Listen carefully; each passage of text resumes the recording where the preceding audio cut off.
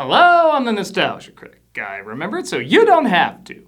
In honor of its 20th anniversary, oh, it's 19th. I got a title card ready, let's just do it.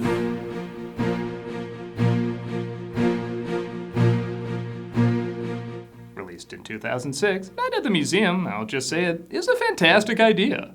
Based on a kid's book from 1993, it tells the story of a security guard who works at a museum where all the exhibits come to life at night. That is so simple and to some extent has been done before. I mean, objects coming to life is nothing new. The idea of it happening in a museum, though, adds a whole new dimension to it. There is something kind of intriguing and magical about certain museums, particularly at night. It is like you're entering a world that both used to exist, yet also currently exists in a strange, surreal way.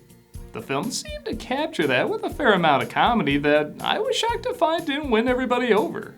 The critical reviews weren't very strong and the audience reaction was positive, but not overly positive. Maybe it came after the fatigue of making so many sequels and spin-offs, or maybe people are just constantly torn about Ben Stiller's comedy. But the film is still being talked about almost 20 years later, and for a live-action kids film from the 2000s, that is kind of an achievement. So what is it that makes this film come alive for some people? Well, let's somehow both get and not get educational to find out. Let's see what slapping the monkey means in a PG movie. This is Night at the Museum. The film opens with Larry, played by Ben Stiller, who's having trouble getting a stable life so he can look after his kid, Nikki, after being separated from his wife, Erica. There he is. Hey. How are you, Larry? Good. How you doing, Don? Ben. Just getting ready to basically play your part in the first third of Ant-Man.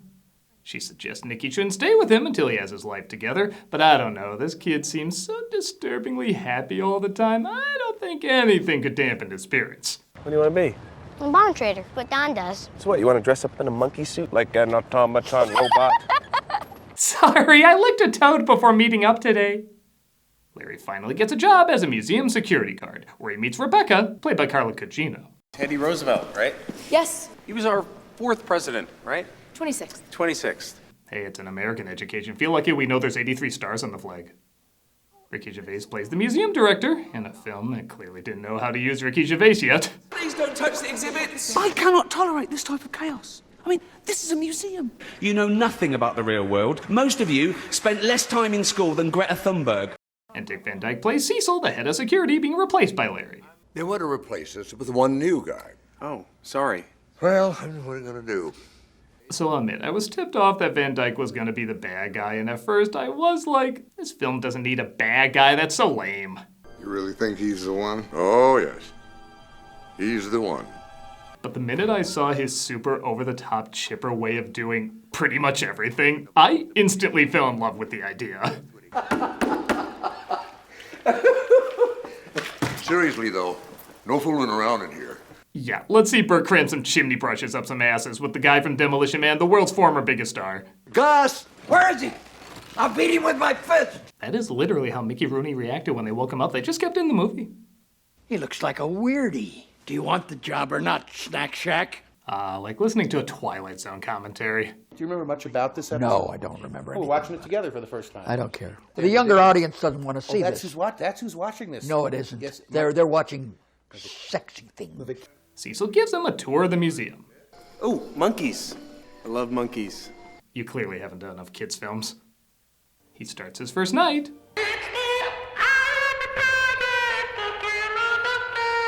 Yeah, who hasn't seen that episode of Taxi? Oh, a lot of people nowadays see this episode of Taxi, it's funny. And as you'd expect, things start to go bump in the night.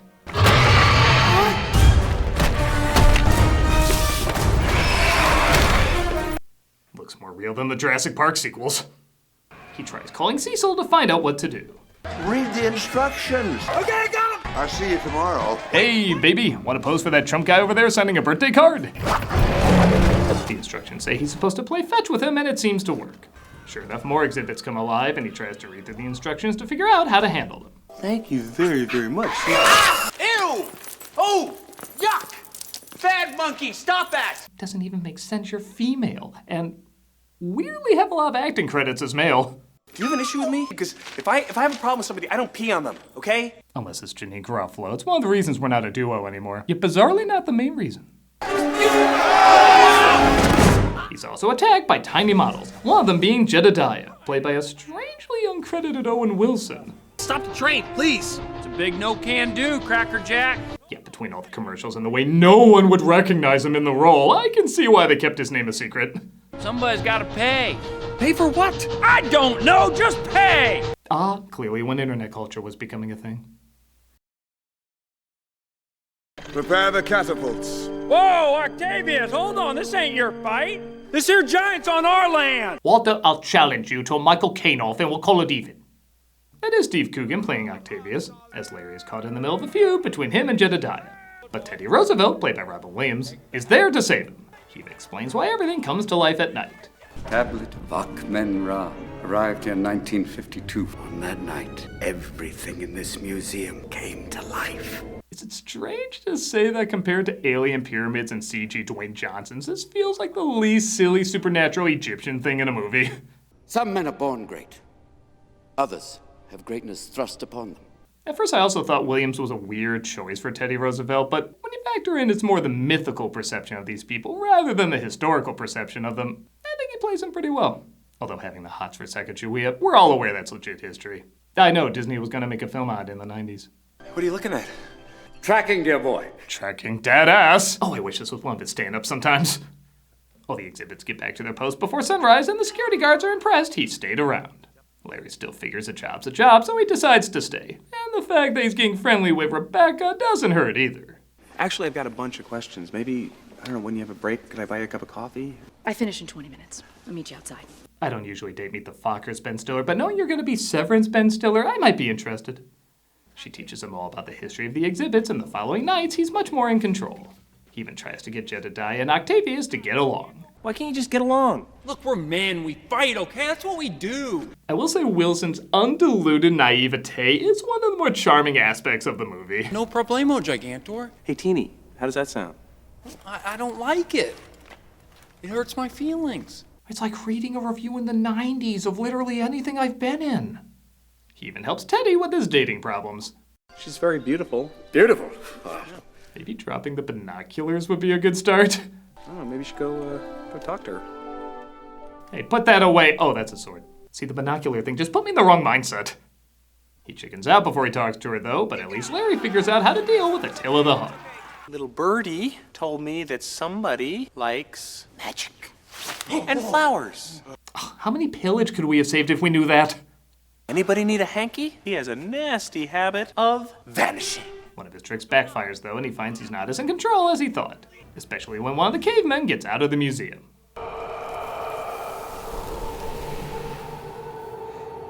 No, the funny thing is, I had a feeling that guy was my ancestor. Larry decides to let his son in on the secret of the museum, and when he finds out Rebecca is writing a dissertation on Sacagawea, he of course tells her the museum comes alive. It goes exactly how you would think. Everything in this museum comes to life. Make fun of the history geek.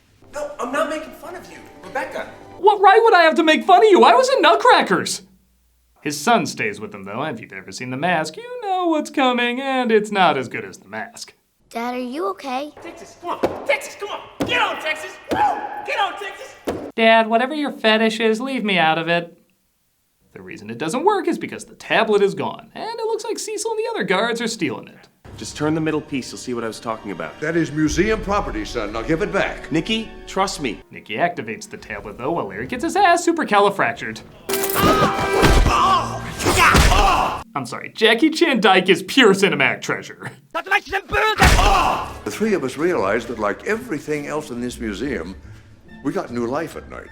Ah, so being younger, Larry should be a lot stronger. He doesn't seem a lot stronger. They take the tablet away and lock them inside, but Teddy arrives to save them. Whoa. Theodore Roosevelt at your service. I'll say this, most movies would have the kid think Larry was lying for a lot longer, and I'm glad it's only for like a minute. I know it's a small thing, but it is refreshing. Teddy, though, it seems like, isn't able to help. Or rather, just won't. I was made in a mannequin factory in Poughkeepsie. I'm not even brave enough to tell that beautiful woman I love her. But you gotta finish the job this time. And that's 26 president talk for a movie needed some kind of lesson, and that's the best bullshit we could come up with. Nobody should help you on your quest. Now quick, get that pharaoh to help you on your quest.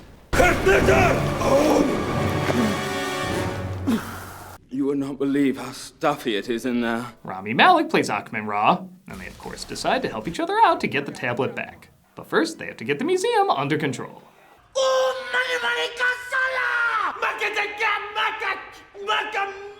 Larry patches things up with Attila the Hun, which goes on way too long, but no, it just goes on way too long. And he gets the rest of the museum to help him get the tablet back. Civil War guys, head over to the planetarium wing. Columbus, take the Neanderthals and do a sweep from invertebrates all the way through reptiles. Right, kill or enslave them all, got it. Come watch me play Final Fantasy VII Rebirth every Friday on Twitch. We also got other content during the week, so come check us out. The exhibit stopped the guards from robbing the place, but Cecil still escapes with the tablet. So they use Sacagawea to track him. He went east, but he lost control and crashed. How can you tell that? He also got sliced in half. How do you know that? Oh. Cecil grabs a carriage and continues to flee as Teddy saves Sacagawea from it. You saved me. You're worth saving, my dear. Oh, that's problematic. Sheesh, you sound like a message board for the second movie. They chase after Cecil through not exactly the best green screen effects, but what do I care? Van Dyke is having so much fun being the villain. Give me the tablet, Cecil! Can't do it, son! Pull over! It ain't gonna happen. Moving on. He makes me wish he was the next Magneto. Like, it wouldn't make sense, but Christ, it would be entertaining. Larry manages to stop the carriage and hand him over to Attila. No limb ripping, okay? Mikaka? Makikaka. Let's just say it might only be called the Van Dyke Show from now on. And they get everyone back in the museum just in time for Rebecca to see. I think she has a few questions she wants to ask you. What would you like to know? Well, I mean, I don't know where to start. Is that you on the Land O'Lakes box or what? Even Jedediah and Octavia survive the adventure.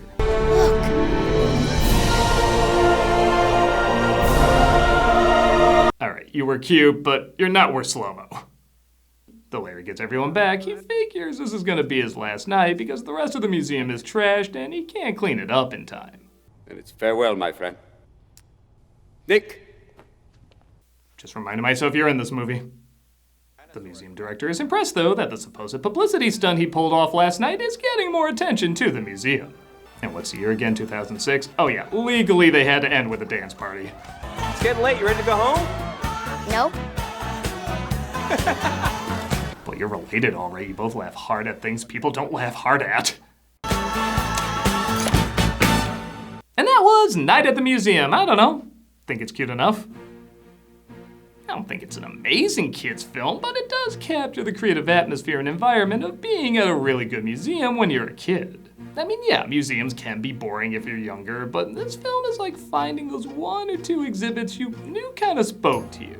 There was something about it that was hard to explain, but somehow you made a connection, and parts of this film are like that. Its humor isn't hilarious, but it's silly and gentle enough to work in some chuckles for kids and adults. It works in a lot of cliches and tropes of kids' films at the time, but it mainly focuses on just the fun parts and not the meandering moments that usually drag films like this down. It always keeps lively and moving without feeling pandering or insulting. It's just a nice little flick. It's nothing we're gonna see film historians praise, but maybe a few museum owners might appreciate it for growing some more interest. I'm a nostalgia critic guy, remember? So you don't have to. How you doing, Don? Ben. We're still doing cameos for charity, but I'm gonna switch things up a little bit. As many of you are probably aware, I got chronic fatigue syndrome about 1.5 years ago. It's still with me, and while it's not nearly as bad as what other people have, there's still very little known about it, not much research or anything, and it probably goes without saying it's really spiked after COVID. So rather than change up the charities every month, I think I'm just gonna give the money to one charity, Solve ME-CFS. There are so many people suffering greatly from this, and like I've said in the past, I'm not suffering nearly as bad as so many people out there, yet it's still getting in the way of how I live my usual life. So I can't even imagine what so many other people must be going through and the toll it must be taking on them. So if you want a video of me saying happy birthday or congrats, good luck, or whatever, click on the link below and be giving to a good cause. If you're like, no, your face is a butt and I don't like you, well, consider giving to this wonderful organization anyway. Like I said, there's a lot of people suffering from this and we don't really know the reason why, so maybe we can all come together and help them help many more.